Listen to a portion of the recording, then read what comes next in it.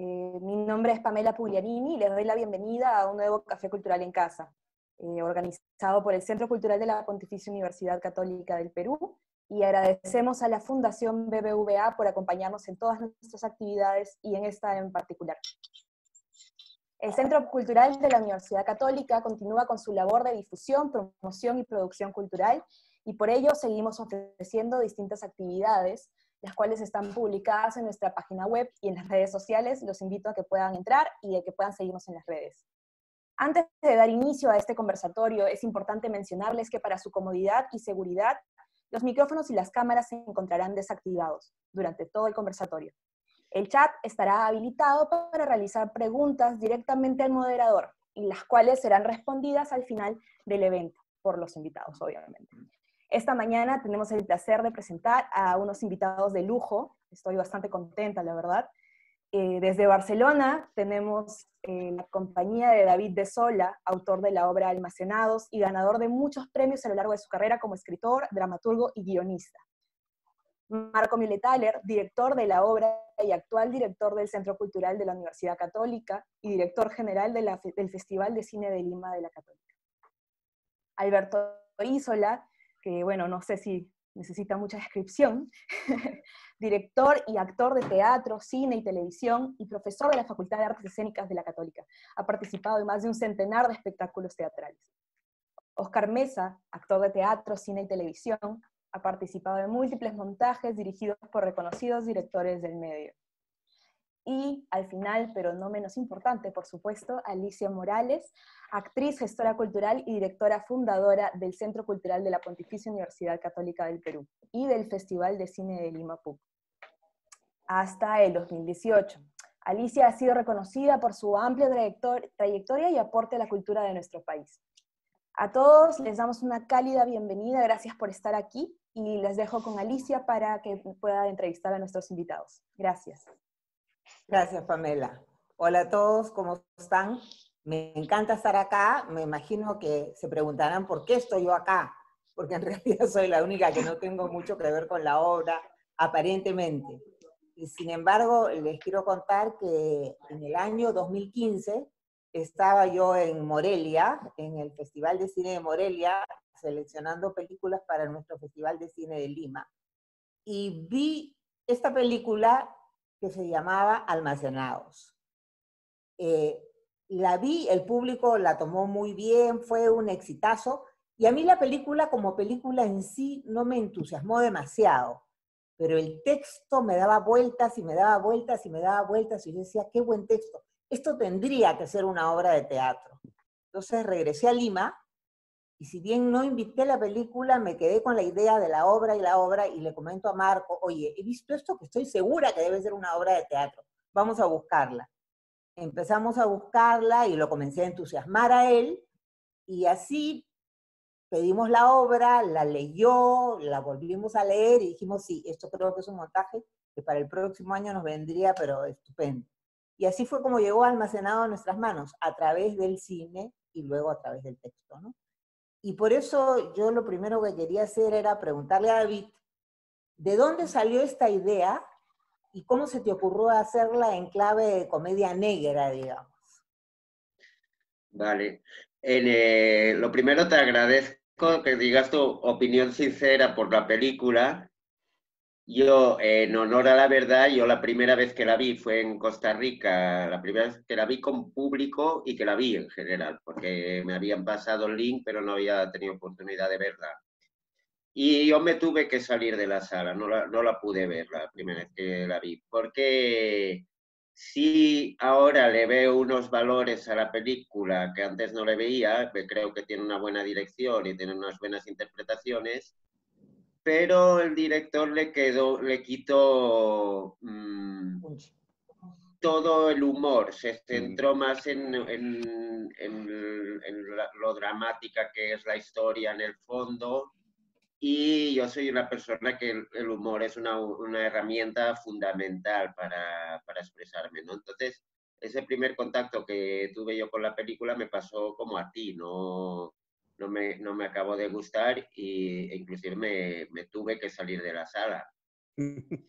Y dicho eso, pues la obra de teatro viene de muy lejos. Es una obra de teatro que escribí en 2002, 2001-2002, pero habla de mi experiencia laboral en los años 90, o sea, habla de mi juventud. Entonces, en los años 90 en España hubo una crisis económica donde la gente que nos incorporábamos por primera vez al mercado laboral teníamos muy pocas oportunidades, con salarios muy bajos y a veces teníamos que aceptar trabajos que llegaban al absurdo, como es almacenados. Y la obra parte de todas esas experiencias que tuve de un trabajo a otro, digamos, a mediados de los años 90, ¿no? Y claro, ahora en ese momento yo era el personaje de Nin, pero es una obra que me ha ido acompañando todos estos años, ¿no? Hay obras que las escribes, las estrenas y luego quedan allá en un cajón y muchas veces no se vuelven a representar, pero Almacenado se ha ido representando casi ininterrumpidamente en muchos países del mundo, sobre todo en Latinoamérica. Entonces me voy reencontrando con esta obra continuamente y es una sensación bastante peculiar porque yo ya me veo casi más cerca de Lino que de Nin. Ya no solo no soy Lino, sino que como mínimo estoy en la equidistancia en los dos personajes, entre los dos personajes, ¿no? Entonces ya me veo a Lino con otra mirada, ¿no? Empatizo más con el personaje de Lino que como lo hacía en el momento que escribí la obra, que yo era Nin y Lino, digamos, era mi antagonista. Ya. Y siempre lo pensaste, como tú dices, con humor. O sea, para ti siempre esta historia yo pienso que no podría haberse contado de otra manera, porque si no, efectivamente es solo gris, ¿no? Y puede agotar.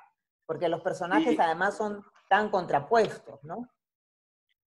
me suele pasar mucho porque yo me manejo en la tragicomedia, entonces los directores, tanto de cine como de teatro, suelen dar más peso a lo trágico que a lo cómico y muchas veces se toman demasiado en serio mis obras y acaba teniendo un resultado menos cómico que el que yo deseaba, ¿no?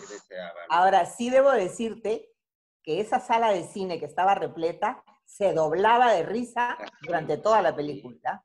Sí. Sí, ¿no? Y la película yo la defiendo, no quiero cargármela, pero sí que es verdad que es muy habitual en los directores de cine jóvenes, sobre todo, que le tienen miedo al humor, ¿no? Lo minimizan al máximo. Claro, como que no es importante. Y eso es justamente lo lindo, ¿no? Que se trata de un tema serio, pero que no por eso solemne. Creo que eso es el gran valor de la película. Y ahí iría a preguntarle a Marco un poco cómo afrontas el texto y cómo encuentras esa vertiente donde hay que hacer este equilibrio entre lo que es el humor y el mensaje tremendo que tiene la obra, ¿no? Sí, bueno, efectivamente, gracias Alice. Y muchísimas gracias porque tú fuiste, Alicia, efectivamente la que impulsó este proyecto. Y me acuerdo cuando me llamaste a tu oficina una mañana y me dijiste, te quiero contar de una obra, de una historia, una película que he visto, que estoy segura que es una obra de teatro. Y tal cual, me acuerdo clarísimamente esa mañana, ¿no? Y nos pusimos a buscar en internet para ver si es que efectivamente esto era una película o una obra de teatro y tal, ¿no? Y me acuerdo también haberla leído por primera vez y yo no sentía, sentía que hablábamos de un tema muy poderoso, muy fuerte. Tenía imágenes de mi padre, imágenes mías, imágenes de lo que siempre había pensado yo sobre el trabajo de mi padre y en relación al trabajo que tengo yo ahora. Pero tenía muy claro que si no se hacía digamos, incluso desde el absurdo, explotando ese absurdo, el mensaje iba a terminar absolutamente aplastado, ¿no? Iba a ser denso, no me iba a provocar escucharlo. Y de hecho eso es lo que nos encantó. Yo me acuerdo, por ejemplo, un momento del trabajo que hicimos de ensayos con Alberto y con Oscar, que es la escena en la que están barriendo, ¿no? Que para mí es como un ejemplo, digamos, clarísimo de cómo enfocamos el trabajo, ¿no? Me acuerdo la cantidad de horas que tuvimos de pruebas de cómo barrer absurdamente, ¿no? ¿No? De cómo barrer absurdamente, pero buscando cumplir el objetivo de limpiar la basura, ¿no? Es decir, y eran horas en la sala de ensayo barriendo de un lado al otro, ¿no? Haciendo coreografías distintas. ¿Se acuerdan, Alberto? La coreografía de las... Y, y detrás de Yo esto... aprendí a barrer ahí. Realmente aprendí a barrer. ¿No? Fernando Castro, además, coreógrafo, hizo toda una coreografía con las escobas y con ¿no? Y con la barrida, ¿no?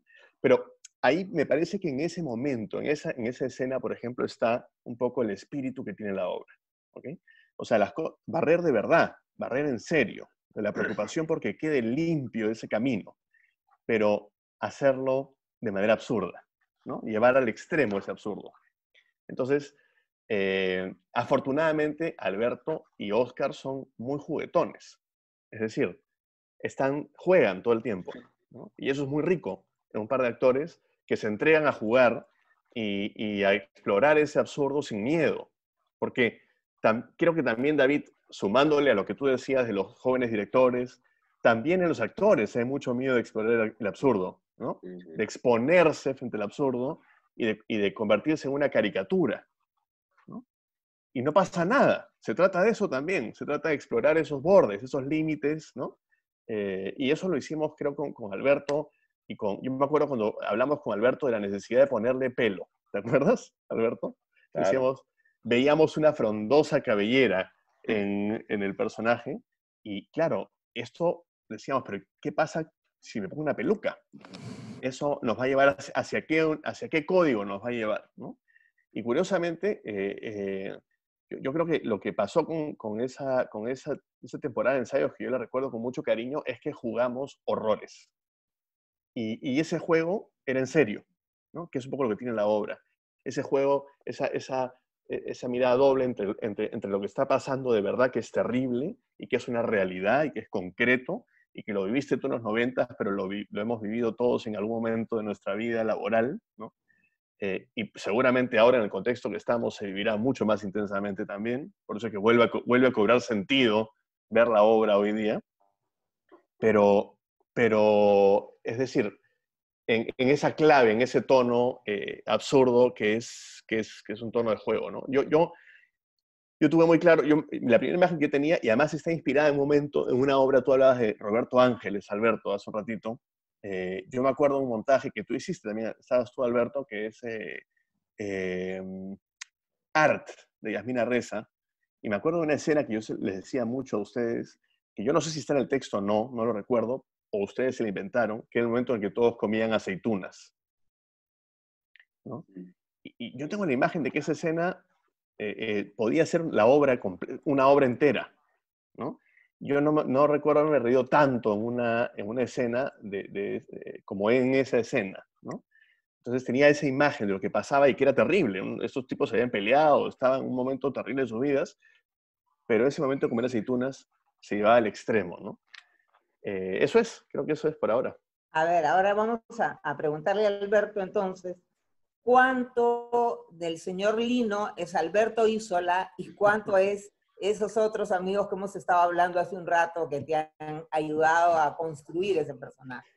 Porque Bueno, lo vi esta mañana después de mucho tiempo, desde el 2017 que no veía la obra, y efectivamente veía ahí, como ustedes dicen, a Roberto Ángeles, a José Ambrós, a distinta gente, pero también veía cosas tuyas, Gordo. Entonces, un poco cuéntanos por dónde va, cómo hiciste para armar ese personaje, ¿no? bueno, yo no conocía la obra. Yo soy un lector muy asiduo y la obra no la conocía y me pareció Te extraño. ganamos. Me ganaron y entonces cuando la leí por primera vez fue literalmente pasión a primera lectura. Me encantó la obra y sentí muchas cosas, ¿no? La primera cosa que sentí es que era este juego maravilloso entre un clown blanco y un Augusto, ¿no? Este contraste entre tipo que representa como el orden y el otro que es como el desorden. Y me empecé a enamorar cada vez más, pero una de las cosas que me quedó muy clara cuando la leí, que es una cosa que a veces no logramos del todo cuando montamos una obra, que es tratar de comunicarle al espectador y a la espectadora lo mismo que tú sentiste cuando leíste la obra por primera vez. Entonces, claro, hasta un cierto momento yo decía, este señor es un señor absurdo, no muy divertido, pero qué cosa este tipo. Y de repente hay ese cambio brutal cuando él pierde todo, cuando finalmente Nin lo enfrenta, y dije, claro, eso es lo que se debería sentir en el montaje. Que tú te rías de este hombre que te parezca absurdo, con sus caminatas, y de repente en esa cosa magistral que tiene la obra hay como un quiebre, y te das cuenta que es alguien que tiene un problema muy humano y muy fuerte. Yo no, si hay cosas mías, yo creo que yo me siento más identificado con hacer el Señor. Yo no sé si yo tengo algunas características del Señor Nin. A veces soy un poco excesivo con el orden, pero normalmente no. Pero sí sentí algo por dentro que me parece muy interesante lo que ha dicho David y lo que ha dicho Alicia. Porque, claro, cuando ya tienes una cierta edad, el tema, no empiezas a decir, claro, este hombre ha estado toda su vida ahí, es una vida incomprensible eso de ir todos los días, porque yo pensaba, claro, si para mí hubiera sido un trabajo perfecto porque yo seguramente me hubiera llevado un cajón de libros, ¿no? Y me hubiera leído todo, o me hubiera estado todas las películas, pero este hombre no tiene eso, entonces sentí una profunda identificación con él en ese sentido, en el sentido de que de repente llega un momento donde ya no sirves, la sociedad decide que no sirves. Y creo que ese es un tema muy fuerte de la obra. Los personajes, las personas que han mencionado, no fue eh, voluntario, fue una cosa que fue pasar. No, es que cuando uno construye un personaje, uno como que se va nutriendo de varias cosas, ¿no? Me acordé mucho de un que sí me marcó mucho, no para hacer el personaje, sino para concebir muchas cosas, era Jacques Tati, que es este gran actor cómico francés que hacía cine mudo, que era un tipo de un humor maravilloso. Entonces yo también me conecté con eso, pero creo que lo que más me tocó del personaje, y creo que lo empecé a descubrir cuando hacíamos la obra, eran estas dos cosas, ¿no? Esta sensación que tú a veces tienes de gente absurda, de gente que te parece ridícula, de gente que te parece poco interesante y que rápidamente descalificas y de repente descubres algo que te hace ver que esa persona tiene una historia. Eso me gustó mucho. Y después todo este tema de la edad, ¿no? O sea, bueno, ahora, por ejemplo, en este país lo que tenemos más de 65 años, no podemos salir. Y claro, yo entiendo que ahí hay una visión de querer cuidarnos, etc. Pero eso ha desencadenado una reacción a veces que tú estás sintiendo que a los viejos nos están diciendo que nos vayamos a otro lado, que no estemos. Y me hizo pensar mucho en la obra, ¿no? Porque creo que ese también es el gran drama de este hombre. Porque yo entiendo que este hombre decida volver o quiera quedarse, ¿no? Porque sino qué va a hacer en una sociedad donde además una persona de esa edad ya no sirve para nada, ¿no? Y Para una mí es una cosa, experiencia muy feliz, ¿no? Muy feliz. una cosa que yo veía esta mañana y hago una ligación con lo que estás hablando, es que nos está pasando ahora a los encerrados, es la necesidad de inventarse rutinas, de Claro. llenar ese día con actividades para que no sientas que no haces nada, aunque no hagas nada. Y es un poco lo que nos está pasando acá, en cierta medida, no es Claro. exactamente así, pero esa necesidad de sentir que tienes algo a qué aferrarte, y eso Claro. son estas rutinas, ¿no? Sí, pues las hormigas, por un lado, y esta caminata, que esto apareció en un ensayo, no sé cómo apareció esta idea que este hombre tenía estas caminatas Investigamos que eran, hormigas, que nos eran metimos un día absurdas, a claro, y leer sobre tenían estas hormigas. caminatas, y yo decía, pero claro, ese hombre hace eso para tener un sentido, porque quedarte 8 horas diarias en ese espacio vacío, totalmente solo, qué fuerte, ¿no? Qué imagen tan fuerte. Pero yo quiero decir que para mí ha sido una experiencia felicísima y esos personajes que nunca te imaginas que vas a hacer porque no sabes que está. Entonces de repente aparece este regalo maravilloso. Y sí creo que es bien importante lo que han dicho, lo que ha dicho David también, que es mezclar las dos cosas, ¿no? Porque sí creo que debe haber un momento donde tú te has reído de este hombre y de repente pasa ese momento donde tienes esta especie de shock o reacción y dices, Dios mío, empiezo a entender qué le ha pasado a este hombre. Y la obra creo que toma como un giro. Y el final, la última escena, me parece sumamente, me conmovía mucho cuando la hacíamos, ¿no? Bueno, Nin, ¿quién te puso ese nombre? Nin. Es muy pequeño ese nombre, es muy corto ese nombre. ¿Por qué es tan Eres corto? un poco el otro lado completamente de este personaje y sin embargo vas a caminar hacia convertirte en él, lo cual es un poco preocupante, ¿no es cierto? Entonces, ¿cómo veías tú a Nin, que al final además se aferra a eso porque hace 2 años que busca un trabajo y eso es lo que hay y lo va a asumir y dentro de 18 años probablemente va a ser igualito al señor Lin, ¿no? Entonces es un poco complicado, porque además es un personaje muy inteligente, muy fresco, con muchos recursos aparentemente, y sin embargo está en una situación muy precaria en términos de trabajo, ¿no? Sí, creo que era... Ahora estaba pensando un montón sobre cuán consciente era ese personaje de la situación en la que estaba. A mí me parecía que Nin era muy, muy consciente del estado precario, efectivamente, en el que estaba, la falta de oportunidades, y aún así tomaba la decisión de buscar alternativas y no, digamos, sucumbir ante esta situación tan triste, ¿no? Que creo que es lo que lo hace sobrevivir, lo que lo hace ser un personaje muy libre, creo, ¿no?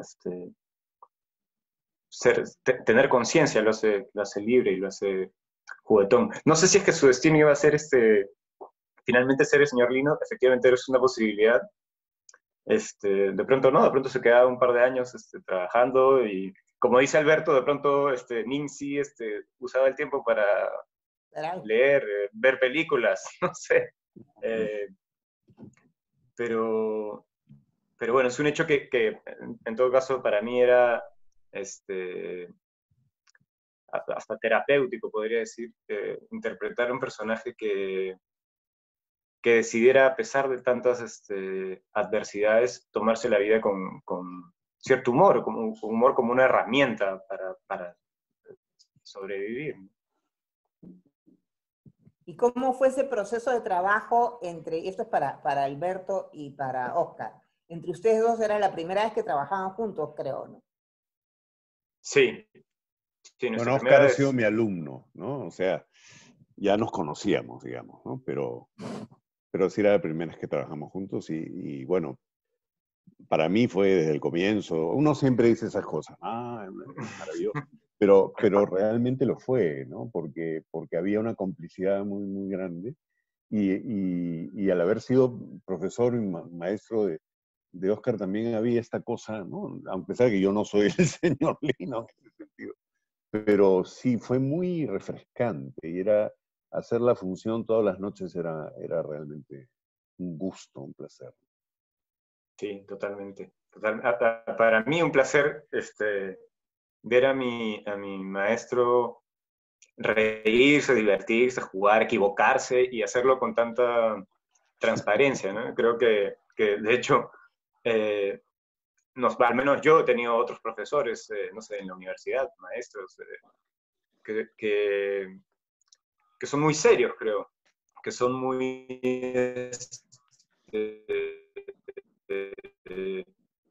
Sin problema, no te estamos... voy a decir como... Ahí estás. ¿Oscar?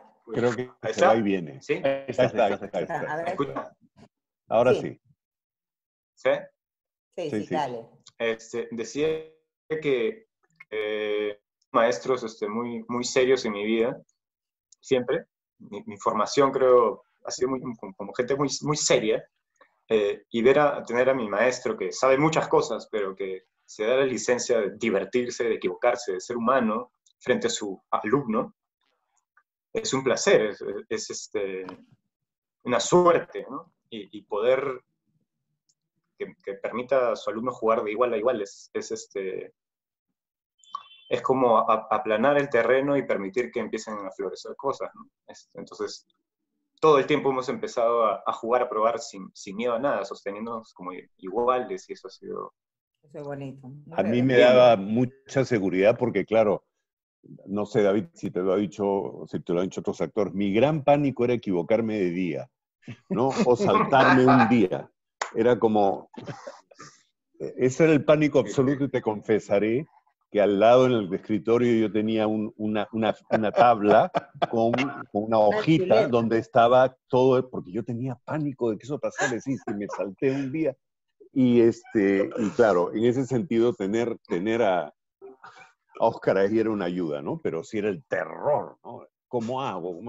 Entonces habían como claves, ¿no? Día tal, entonces siempre... Nunca me pasó, pero ese era como un terror. Es que hubiera sido imperdonable para Lino eso. Tío, absolutamente.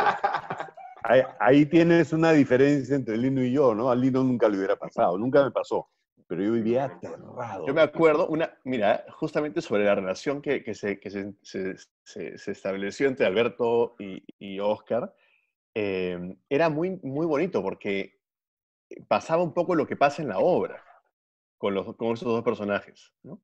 Que los veías a cada uno ayudando, a cada uno encontrándose en el otro, ¿no? También. Y esto que dice Óscar es bien interesante, y es que de pronto ese miedo de Alberto, el miedo de pronto de que se pase de día o no sea la hora exacta, o de pronto, ¿no? El lugar donde tenían que estar almacenados Todas los mástiles, ¿no? Las instrucciones, ¿no? Que todas además, como Alberto había diseñado el personaje, todo lo decía muy como ordenadito y rápido y picadito y tal, ¿no? Y entonces lo que veías era a Óscar además siempre ahí, ayudando, sosteniendo, y Alberto sosteniendo a Óscar también, dándole tierra también, ¿no? Entonces, lo que pasaba era más o menos la relación que se estableció, salvando las diferencias, evidentemente, era muy parecida. Habían elementos muy, muy, muy parecidos a lo que pasaba en la obra. Uno se encontraba en el otro todo el tiempo, ¿no? Yo me acuerdo horas de ensayo, por ejemplo, cuando entramos al teatro, ¿se acuerdan? Cuando entramos al teatro, que no encontrábamos... Ese hangar enorme, ¿no? Porque además era un espacio fantástico, ¿no? Realmente hicieron un gran trabajo, ¿no? Sí. Y sí, maravilloso. Y no nos encontrábamos. Ana y Fabi. Y no nos encontrábamos en este espacio gigante, habíamos ensayado un espacio pequeño, siempre con la idea, con la conciencia, ¿no? De que iba a ser un gran hangar, un gran espacio, y de pronto estábamos en este lugar y no sabíamos qué hacer. No sabíamos qué hacer. ¿No? Yo que quisiera decir que en todos los montajes de esta obra se produce esa relación que habláis entre el actor que hace de Lino y de Nin, que cada uno se introduce mucho en el personaje por un motivo además, porque es un buen reto para un actor consagrado, para quien hace siempre el papel de Lino, es un reto mano a mano con un actor joven, casi al 50%, y para cualquier actor joven es un lujo siempre poder batirse el cobre con un actor consagrado, ¿no? Y se produce esa lucha, que no es una lucha propiamente dicho, ¿no? Pero sí ese intercambio de modelos actorales, porque son escuelas distintas, sí, y claro, son muy diferentes, donde tiene un equilibrio la obra entre los dos personajes, salvo la escena de la llamada, que es un hueso para un actor. Yo lo siento mucho. Pero es fantástica, fantástica. Dime, bueno, y te puedo preguntar cómo se... Sí. Sí. Hay que hacerla muy bien para que sea creíble esa escena. Está en el límite de la verosimilitud, ¿no? Entonces se necesita un actor joven, extraordinario, aparte para esa llamada, para medirse con el actor consagrado que siempre le toca en el caso de esta función, ¿no? Claro. Haz la pregunta, sí, dale No, nomás. yo te quería preguntar, porque yo creo que era el único que nunca, no conocía la Feria de las Flores. Entonces, digo, ¿cómo se te ocurrió esa canción y por qué esa canción, que es tan curiosa, ¿no? Que además después nunca se me despegó, la canto todo el tiempo. Bueno, a mí Porque es no, un corrido mexicano, ¿no? Claro. de Sí. toda la vida me gustaban las rancheras mexicanas, pero me Claro. gustaban, me parecían divertidas, ¿no? Vistas desde España y desde Cataluña concretamente, una ranchera suena un poco ridículo, pero le agarras, en mi caso le agarré cariño a las rancheras. Sin embargo, en la versión que hicieron en México, como las rancheras son mexicanas, Claro. a ellos no les parecía, no tenían la misma imagen que tenía yo de una ranchera. Y ahí la cambiaron por un tango, por el tango de Esta noche me emborracho, que en boca del señor Lino también funcionaba muy bien. Sí, claro. No, muy gracioso. Ese momento era delicioso para mí, tratar de entender la letra. Ni cuaco que se me atore. Ni cuaco, ni cuaco. Decía, ¿qué cosa es esto? Bueno, acá he recibido una pregunta, no sé exactamente para quién es, la voy a leer y el que la quiera contestar, ahí está. La pregunta es de Gladys Rasuri. Siento que la obra es un llamado de atención al espectador sobre la vida sin sentido, pero la vida sin sentido no de cualquier persona, sino de los trabajadores, de cualquier trabajador de cualquier parte del mundo. 8 horas en la nada, como dijera el jefe del almacén, pasé 11 años sin pensar en traerme una silla. Todo su comportamiento es propio de gente obrera. ¿Cuál fue su inspiración? Gracias. Creo que Que es eso es para David. Sí. Claro. Bueno, mi inspiración ya he dicho que fueron mis propias experiencias cuando tenía 20 y pocos años. Y sí que hay frases de la obra, hay muchas cosas del personaje de Lino que yo me inspiré en personajes reales que me encontré en estos trabajos por donde pasé, ¿no? Y hay frases literales, lo de que yo tenía un compañero de trabajo mayor que llevaba 20 años en la empresa donde yo había entrado a trabajar y el hombre me contaba la historia de la familia del dueño de la empresa. No me contaba su vida, me contaba la vida de la familia del dueño de la empresa y se lo sabía a la perfección, ¿no? Y también, pues, me insistía mucho en que era la segunda empresa más importante era una velera esto, ¿eh? O sea, no es del todo inventado el hecho de que en este caso sea una Claro. fábrica de mástiles. Sí, sí. Ahí era una velera y el hombre me contaba que era la segunda velera más importante del país. Y yo no tenía ni idea de cuál era la primera, no conocía ninguna.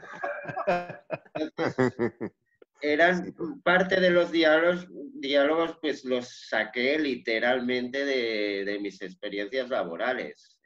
Y luego todo lo demás es simplemente una sintetización de mi experiencia, ¿no? No, no A ver, acá tiene... tenemos otra pregunta que es para el señor Lino, y creo que es para varios en realidad. Siento que el señor Lino representa una generación comprometida a largo plazo a su trabajo, que se enfrenta a ese otro personaje de otra generación que no necesariamente tiene las mismas características. ¿Cómo creen que será el señor Lino del futuro? Wow. Bueno, ¿cómo será el futuro? Creo que es la pregunta que nos tendríamos Esa es que la hacer pregunta, ahora, en ¿no? O realidad. sea, Sí. claro, porque de repente va a ser así, que tengamos que poner, o se tenga que poner a una sola persona a cargo de algo durante un tiempo por el tema del contagio, el tema de las distancias, etc. Sí, yo no sé, es una muy buena pregunta. Yo no, claro, ahí es donde yo siento una enorme diferencia con el personaje mía, ¿no? Que es que yo soy una persona sumamente inquieta, sumamente curiosa, siempre estoy viendo cosas nuevas y a veces me costaba mucho trabajo entender ese lado del señor Lino. Creo que fue al comienzo lo más difícil. Pero después empecé a entender que era una manera de salir adelante, ¿no? No tengo idea cómo será el señor Lino del futuro. ¿Habrá señor Lino? ¿Será una máquina? O sea, no lo sabemos, ¿no? Pero una de las cosas que a mí siempre me sorprendió de la obra, no solo es que este hombre estuviera ahí todo ese tiempo, sino que nadie se hubiera enterado, ¿no? De nada, o sea, el tipo estaba ahí y estaba tratando lo que mucha gente hace por cómo vivimos, que se encuentras como las hormigas, encuentras un resquicio por donde puedes, ¿no? Porque además era una historia tremenda, ese hombre estaba ahí solo,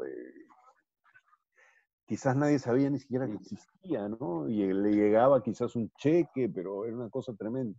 Yo no Bueno, sé, yo me sí. pregunto muchas cosas sobre eso. ¿Va a haber señor Lino en el futuro? ¿Va a ser una máquina? No lo sé. Bueno, ¿cómo sería un señor Lino del teletrabajo? Claro, Porque exacto. en esa dirección, ¿no? A mí lo que me ocurrió cuando me tocó adaptar la obra a guión cinematográfico, claro, las primeras discusiones que tuve yo con el director fue que en principio sentíamos la necesidad de ver la vida privada del señor Lino, la vida fuera del almacén, la vida de Nin y la vida de Lino. La vida de Nin pues era bastante fácil de explorar, ¿no? Fuera de ese almacén. Pero en una primera escritura, pues sí, yo mostré a Lino en su casa, a Lino con su señora y tal, no me gustó, no me gustó. Tuve que volver atrás porque sientes que fuera de este almacén Lino no tiene vida, ¿no? Exacto. El almacén y Lino es una misma cosa, y si Sí. le quitan el almacén no le queda nada, ¿no? Por Justamente eso aquí volví. quiero engancharlo porque es exactamente la pregunta que viene ahorita. David, luego de 30 años en oficinas en la escena de la escoba, vi rostros de muchos empleados empeñados durante años en hacer perfectamente las cosas más simples y a veces absurdas. Algunos hasta parecen felices. La pregunta es, ¿tenía el señor Lino otra posibilidad de ser feliz? Qué No, pregunta porque más. ya está, tiene un síndrome de Estocolmo incurable, ya me parece. Sí, claro. Sí, claro, totalmente. No, es claro, yo me acordaba además de una historia real que contaba Eduardo Galeano en uno de sus libros, que a mí me ayudó mucho a entender, que decía que tenían un hámster y que cuando una vez salieron de la casa le dejaron la reja abierta de la jaula al hámster para que saliera y jugara. Y cuando regresaron, el hámster estaba dentro de la jaula, al borde, en el umbral, temblando de pánico. A mí esa imagen, creo que es una de las primeras imágenes que me vino leyendo la obra, porque decía, claro, este hombre, ¿qué va a hacer, no? No sé, inclusive, me imagino que la relación con la mujer es una relación muy rutinaria. No sé si, yo me imaginaba que cenaban y no hablaban entre sí, ¿no? Que él de repente hacía cosas, el crucigrama. Entonces, sí, es difícil imaginárselo. Yo me acuerdo además la sensación que me daba cada noche cuando él cruzaba el umbral en esa última escena para no volver. Ese momento era, yo me acuerdo que había todo un momento el tipo miraba, porque era como, ¿y ahora qué hay allá afuera? O sea, lo de siempre, lo que pasa es que yo estoy ahora sin centro, de alguna manera, ¿no? Y creo que es una historia tremenda porque además, todo este tema de las jubilaciones, ¿no? Cada vez las jubilaciones son, la gente es más joven y claro, y uno dice, ¿y qué voy a hacer con mi vida, no? Sentarme en un parque y estar ahí o hacer cosas concretas, ¿no? Y creo que ese es un tema muy interesante de la obra también. Hay dos cosas que hablamos, me acuerdo mucho en el proceso. Hablamos inicialmente mucho de la familia de cada uno. Y después dejamos de hablar de ellos. Asumimos que, no, asumimos que eso no es, que el almacén, que ese lugar era la familia, ¿no? En el caso de Lino, ¿no? Y después hablamos de algo muy divertido que además hemos seguido jugando después, entre nosotros, cuando nos hemos encontrado en un lugar que es, ¿qué pasaba? ¿Qué pasó ese lunes que se reencontraron el señor Lino y Nin, ¿no? En la mañana, a las 7 de la mañana? ¿qué hicieron a partir de ese lunes que él iba 2 o 3 o 10, lo que sea, la cantidad de horas que fuera, a pasar el tiempo en el almacén, ¿no? Y es que a partir de ahí, Ning le enseñaría un poquito al señor Lino a disfrutar de ese tiempo ahí. Jugarían algo, jugarían cartas. Claro, hablábamos de que jugaban cartas, ¿no? Bueno, no te Posiblemente olvides jugaban que cartas. hay ese momento maravilloso al final donde se ríen, ¿no? Que Claro, era un momento muy bonito, ¿no? Donde finalmente piensan en lo que está pasando y se ríen juntos y hay como una complicidad ahí, ¿no? ¿Quién sabe? Pero de repente ese escritorio que estaba ahí inmóvil en un solo sitio se ponía al centro y se convertía en una mesa de juegos y de repente, no, es decir, ¿qué pasaba a partir de ahí? Porque yo, si algo es una de esas certezas que uno con las que se queda y se convierte en, digamos, en su propia versión de las cosas, es que Nin no va a ser nunca Lino. Esa es No. mi sensación.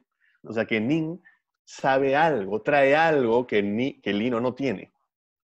Y así pasen 29 años, no serán iguales que los 29 años o los 20 y tantos años del otro. Es decir, Nin nunca será Lino. Esa es un poco la esperanza que tengo yo. No sé si es más un wishful thinking que otra cosa, pero ¿no? Pero tengo esa sensación, ¿no? Sí, para mí también era así, como que era un chico muy, no necesariamente brillante, pero muy astuto, muy ágil y que había aprendido creo que hablábamos de esto bastante, que había aprendido a sacarle la vuelta al sistema, ¿no? A encontrar siempre un retruque, una Totalmente. Al forma. segundo día llega con la silla. El tercer día llama a la oficina y hace que le paguen 4,000 y pico de soles al señor, ¿no es cierto? Entonces, yo siempre pensé que no se iba a quedar mucho rato ahí. otra Es una preguntita sensación, ¿no? de María del Rosario Quirós. Si se diera el caso de volver a hacer la obra, ¿qué llevarían a sus personajes de sus experiencias en esta cuarentena? ¿Qué emociones, qué frustraciones? ¡Wow! Muy buena pregunta, ¿no? Habría que hacer una versión COVID-19. Bueno, para mí ha sido, por más que yo lleno mi día, tengo un montón de cosas que hacer, leo, pero sí ha sido, creo que en un momento dije, esto es lo que él debe sentir, ¿no? Claro, pero ahí tenemos pues una gran diferencia, ¿no? Yo soy muy inquieto, entonces, sin lugar a dudas, pero lo que sí me quedo, y me parece que es una pregunta muy interesante, es con esta sensación de que te aparten a una cierta edad o a un cierto momento, y más ahora, ¿no? O sea, no. Entonces tú dices, pero a ver un momentito, yo todavía quiero hacer muchas cosas, puedo hacer muchas cosas, ¿no? Y te dicen, claro, te estamos cuidando, sí, me estás cuidando, pero efectivamente también me estás sacando del juego, ¿no? Entonces, yo ahí sí puedo entender, ahora entiendo más a Lino, o sea, el hecho de que no voy a poder hacer teatro físicamente, digamos, hasta el próximo año, es muy fuerte, es muy, muy fuerte. Y claro, uno ahí empieza a sentir creo que comprendo mucho más de desasosiego. Y creo que algo que el Lino no tiene del todo, pero yo sí tengo, que es mucha bronca, ¿no? Frente a ciertas cosas, ¿no? Como decir, a ver, ¿por qué vamos a decidir que estas cosas son así? ¿Por qué esta es la edad donde? Entonces creo que yo trabajaría esa sensación sobre todo más, porque la conozco un poco más. ¿Y tú, Oscar, Yo, desde tu perspectiva de joven? Bueno, a mí la verdad es que estos días de encierro me han hecho como... En algún momento me han molestado, me ha molestado más que el encierro, la actitud de muchas personas de llenarse de actividades que para mí eran una forma de negar la situación en la que estamos, que es una situación muy triste, crítica, etc. Creo que he tratado de aceptar que es una situación lamentable y bueno, ver cómo van avanzando los días y ver qué se puede hacer luego. Yo siento que el personaje tiene algo de eso. Es como si ese personaje creo que estaba bastante preparado para este contexto, como para adaptarse y sobrevivir. Creo que es algo que tenemos que nosotros empezar a ejercitar, nuestra capacidad de transformarnos, ¿no? Yo creo que ese personaje...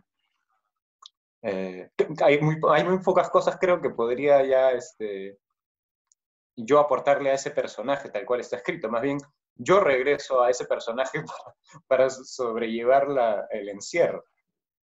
Aquí te retrucan la pregunta a ti, Oscar. ¿Un actor también puede ser abstraído por su trabajo a ese nivel?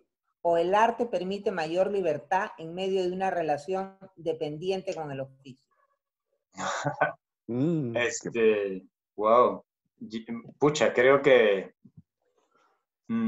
hay que encontrar un equilibrio, ¿no? O sea, efectivamente puede ser un trabajo muy placentero, en donde encuentras la posibilidad de soltar lo que llevas contigo, tus experiencias de vida, plasmarlas en un personaje.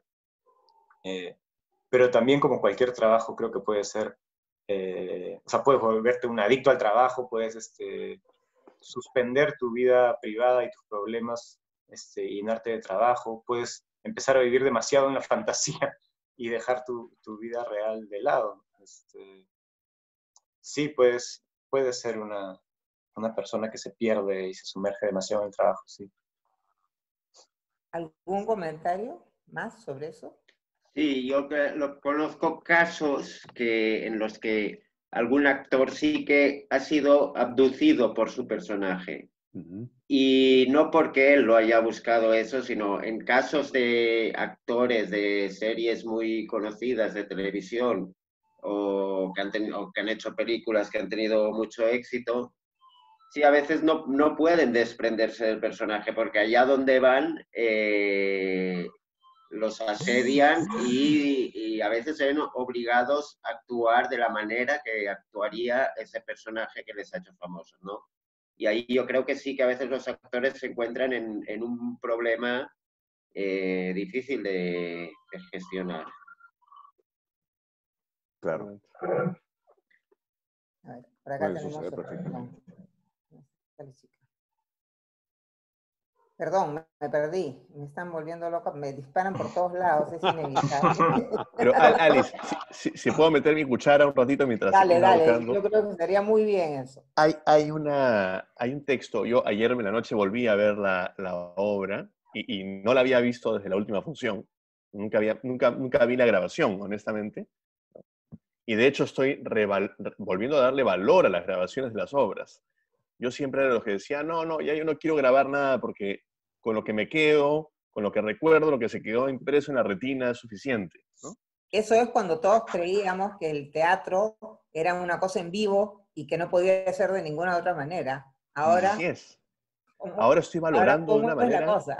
Estoy valorando... Ayer, por ejemplo, hubo un momento donde estaba sentado en el escritorio que tengo donde estoy trabajando, con todo apagado y con unos audífonos y viendo la obra y me fui totalmente de mi casa. Me salí de mi casa, me salí de la pantalla y me metí a la obra y me di cuenta que estaba en mi casa porque mi hijo vino a pedirme algo, ¿no? Vino a jalarme. Entonces regresé de pronto a la casa, ¿no? Yo estoy volviendo a valorar esa experiencia. Y hay entonces un texto que dice el señor Lino, que voy a leer ese fragmentito para ponerlo acá, porque cobró un sentido enorme para mí en este momento. De pronto me quedé con eso y toda la noche he estado dándole vueltas a eso, ¿no?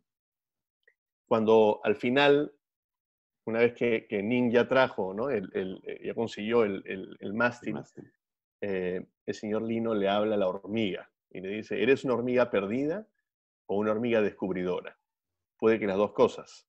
Cristóbal Colón andaba bastante perdido antes de descubrir lo que descubrió. Quizás haya que perderse para descubrir algo. Escúchame. ¿A dónde queréis llegar con tanto ir y venir? Ya. Hay que dar de comer a las crías, ampliar vuestro hormiguero con sus sistemas de ventilación y después, ¿hasta dónde queréis llegar? ¿Hasta superarnos en peso a los humanos? Pero si ya lo habéis conseguido. ¿Y ahora cuál es vuestro plan para el día de mañana? ¿Lo habéis olvidado? Yo sí, para mí el mañana es un día como cualquier otro. Cobró otro sentido, ¿no? De pronto, ¿ese no es acaso el meollo de lo que estamos viviendo en este momento? ¿Ese no es como el dedo en la llaga de lo que estamos viviendo como humanidad en este momento? Ahí creo que David pone, en el año 2002, el dedo en la llaga, ¿no? De algo que está ahí y que está probablemente, y que ha estado siempre ahí. Hace unos días hablábamos con Salvador del Solar, que es un actor, director peruano, bueno, y también político, y me decía que él había sentido la metáfora que para él había sido más clara para entender este momento que estamos viviendo era como una mampara de vidrio, ¿no? De cristal muy grande, y de pronto, ¡pum!, uno se golpea, que eso me ha pasado a mí más de una vez, ¿no? Y esa sensación de pronto del golpe a la mampara, descubrir que eso que uno pensaba que no estaba, está ahí, ¿no? Que es la mampara, y que no se ve porque es translúcida, pero está ahí. Nunca dejó de estar, además, ¿no? Entonces creo que ayer que escuchaba este texto, dicho por el señor Lino, con un sentido distinto, pero ahora cobraba todo un sentido nuevo en este contexto, y es esa mampara, ese golpe, ¿no? O sea, esa es la pregunta que le hace Lino a la hormiga, es la pregunta que quizás nos estamos haciendo todos, a nosotros mismos y a la humanidad. ¿A dónde queremos ir con tanto? ¿A dónde hemos querido ir haciendo y sin pensar hacia dónde íbamos? ¿A dónde? ¿No? Creo que nos has dado en el golpe casi con lo que deberíamos cerrar. Sin embargo, me siguen disparando por acá y yo había aceptado una última pregunta. Dale, sí, Y, no, y para le voy nada. a dar. Entonces, a riesgo de ser un poco anticlimática, vamos a ir a una cosa mucho más pequeña y específica. Y es esta pregunta de Elisa Munares. ¿Funciona esta antagonía solo por la diferencia de edad o es una diferencia entre personalidades? ¿Dos Nin con distintas personalidades hubieran reaccionado a la misma situación de la misma manera? Oscar. Dos Nin con distintas personalidades. ¿Hubieran reaccionado a la misma situación de la misma manera? ¡Ah, su madre! No tengo idea. No sé. No tengo idea. Supongo que podría... Dos Nin podrían... Imagino que podría crecer un espíritu colaborativo en esa unión. Dos personas que, como decía al principio, pueden tener la misma intención de encontrar su provecho y sacarle la vuelta, en este caso, a este trabajo. Sí podría ser una compañía agradable y útil para sobrellevar los días. Ok, ahora sí la última. ¿Tú qué piensas, David? ¿Tú qué piensas? La última. Interesante. A ver, me interesa David. ¿Qué piensa David de Eso. eso? Está bueno eso. Bueno, yo creo, en el caso de la función está claro que Lino se ninifica, pero Nin también se linifica, ¿no? Entonces, yo sí que no tengo tan claro que Nin vaya a cambiar las cosas en este almacén. Creo que estos personajes tienen un choque generacional, pero sí a mí me ha pasado a lo largo de la vida mucha gente que conozco de mi generación que tenía muy claro que eran muy distintos de la generación de sus padres y que no iban a ser como sus padres, pero sin embargo se han vuelto, con los años se han vuelto igual o peor que sus padres, ¿no? En muchos aspectos. Entonces, la segunda parte de la pregunta no la he entendido porque hablaba de dos Nins diferentes. Claro, ¿no? que si la posición era solamente por edad o por personalidad, digamos, que si el otro hubiese un Nin con una personalidad distinta, probablemente no se hubiese establecido ese antagonismo de esa manera, ¿no? Bueno, lo cual es posible. ¿Sí? Hay linos de 18 años, ¿eh? Sí, No, claro, por supuesto. Claro. Bueno, acá la última, les prometo que es la última. Hay gente mayor que tuvo la rutina fuera de casa toda su vida, pero aprendió a tener actividades fuera para llenar sus horas del día luego de su jubilación. Ahora, a sus 84 años, estar almacenado a fuerza por el COVID. ¿Cómo encontrarse para descubrirse a sí mismo? Es lo que estabas hablando, Alberto, un poco, ¿no? ¿Qué camino podría buscar o encontrar para llenar nuevamente su vida? Sí, depende, yo creo que depende, creo que lo que le hace a Lino tan difícil eso es que Lino no, a mí me da la sensación que no llenó su vida con otras cosas tampoco. Y no sé si eso es una cosa generacional, me encantaría escuchar lo que piensa David de eso, pero claro, este hombre, porque yo creo que cuando entró ahí además, pues obviamente tenía otras sensaciones, entró de repente con mucho entusiasmo, ¿no? Y la cosa se fue como, creo que hubo un momento donde él se dio cuenta cómo era realmente la cosa y era el momento donde él tenía que haber decidido qué cosa hacía y optó por algo, ¿no? Que fue quedarse. Pero yo creo que es también la manera como una sociedad te transforma muchas veces en una especie de simplemente de peón de ajedrez. Entonces este hombre, yo me acuerdo que uno de mis momentos favoritos de la obra era el momento en que Nin traía la silla de playa y era como, me acuerdo que Lino se quedaba mirando un rato, porque era como, ¿por qué no se me ocurrió eso nunca a mí? O sea, ¿por qué? ¿No? Entonces creo que este hombre también a lo largo de su estadía en el almacén ha ido perdiendo cosas, ¿no? Y creo que eso también pasa. Entonces creo que es muy importante tener esas cosas, o sea, tener cosas que te llenen el espíritu de otras maneras, ¿no? Y eso quizás después Lino lo encontrará, no lo sé. Creo que es eso. Bueno, creo que También hemos es tenido una mi momento estupenda favorito de la charla. obra, ¿eh? Y yo Sí, quería ver si alguno de ustedes quiere decir unas últimas palabras, un poquito para despedirnos de la gente que nos está viendo y que nos volverá a ver a las 7 de la noche, ¿verdad? Vamos. Marco. Bueno, sí, yo quiero agradecer mucho este encuentro, David. Nosotros nos vimos, la primera y última vez que nos vimos fue en Barcelona, ¿no? Nos tomamos un café cerca de tu casa, creo, por ahí, ¿no? La obra estaba justamente aquí, en Lima, y yo había viajado a Barcelona por trabajo y nos vimos.